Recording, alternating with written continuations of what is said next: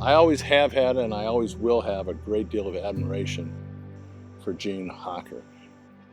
I met Gene Hocker pretty much the first day of my career. There isn't anyone that you talk to when you mention Gene Hocker's name that just doesn't break out into smile. Gene was an outstanding individual whose vision, dedication, and deep humanity inspired the land trust community. Gene got started trying to save open space and trying to get things done and make things come out better. It was something that was in her blood. I was lucky enough to meet Jean Hocker when she was then the relatively new executive director of the Jackson Hole Land Trust.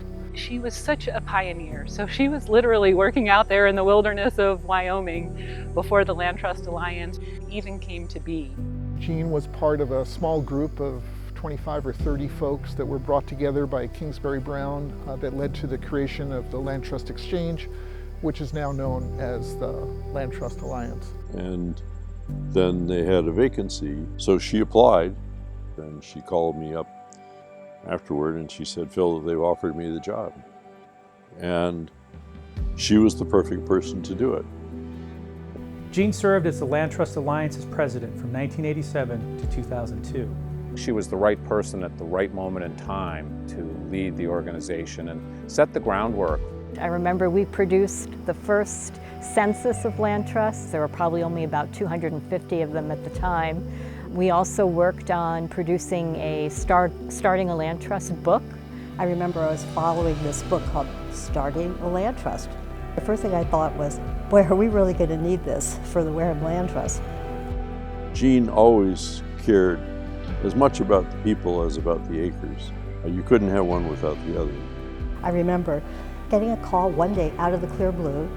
It was Gene saying, "I'm coming to Boston and I'd like to get together." And I thought, wow, okay, sure. It was such a shot in the arm. I always thought of her as the founder of the land trust community. There were individual land trusts, but Gene brought us together. She has served as a role model for so many women, young women in conservation. There was no glass ceiling at the Land Trust Alliance. There are a lot of people who are important parts of today's conservation movement because of Gene. She has set such a high standard on how to treat people and how to love the land, and love the land with all of your intellect, all of your heart. Gene was a keystone figure in the history of land conservation in the United States.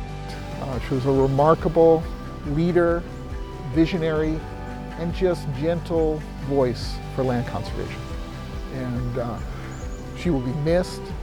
The Land Trust Alliance will always remember Gene and her tireless support and caring for all who work to save the places we need and love. So wherever you are and you're thinking of Gene, hope you smile.